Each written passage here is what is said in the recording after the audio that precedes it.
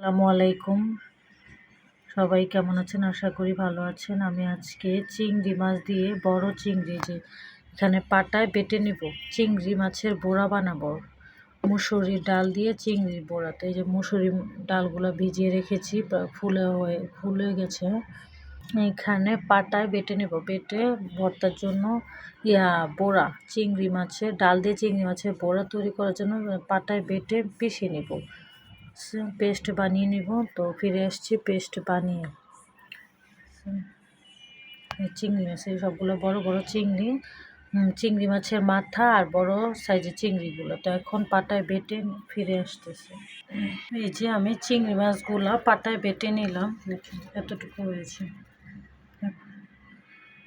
চিংড়ি মাছগুলো বেটে পেলায় নিয়ে নিয়েছি। ওই যে চিংড়ি মাছের সাথে ডালগুলো বেটে নিলাম, বেশ কিছু ডাল বেটে পেস্ট বানিয়ে নিয়েছি।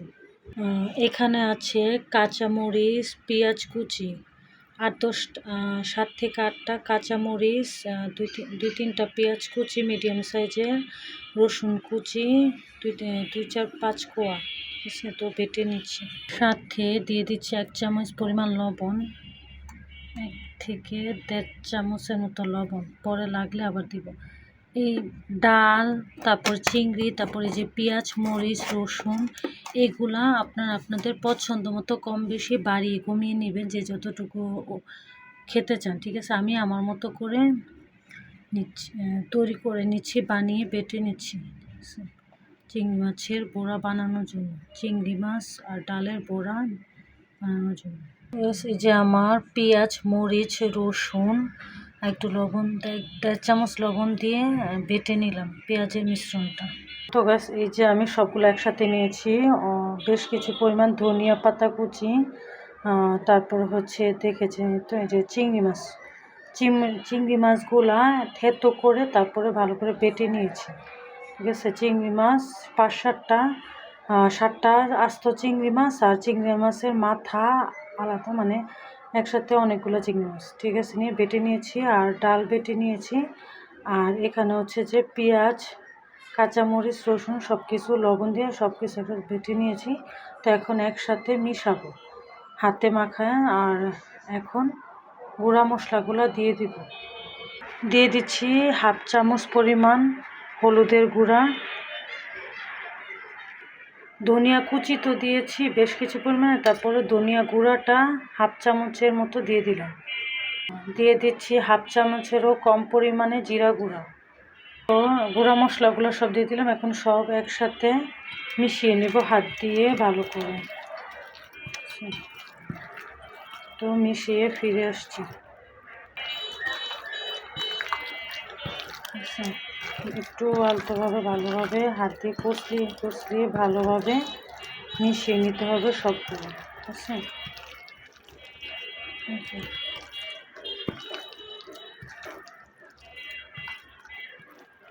মিশিয়ে ফিরে আসছি, মাখিয়ে।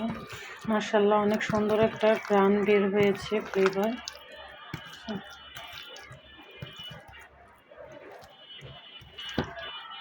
তো এই যে আলহামদুলিল্লাহ আমার রেডি, ঠিক আছে? ভালো করে চটকিয়ে মেখে নিয়েছি। তো এখন বেশ কিছুক্ষণ রেস্টে রাখবো। ফিরে এসছি।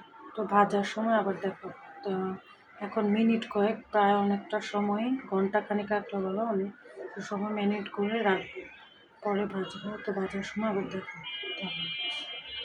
আর আমি যে মশলাগুলো দিয়েছি সবগুলোই আপনাদের ইচ্ছা মতো দিতে পারেন, যে যেমন মশলা খেতে চান।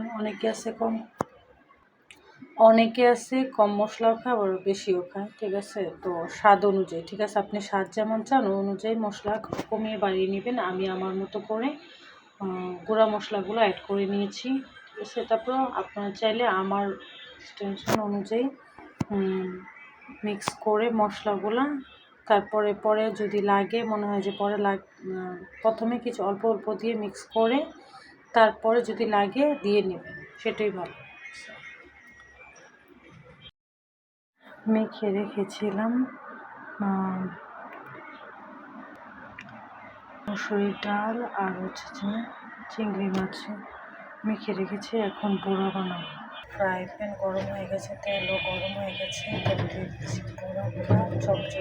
তো এই যে আমি তেলে দিয়ে দিলাম, তেলটা অনেক গরম তো তাই একটা হালকা ভেজে গেছে, একটু লাল হয়ে গেছে। চুলার আঁচ আমি একদম লো করে দিয়েছি, লো টু মিডিয়াম। তো এখন আস্তে আস্তে ভেজে নেব বড়াগুলো।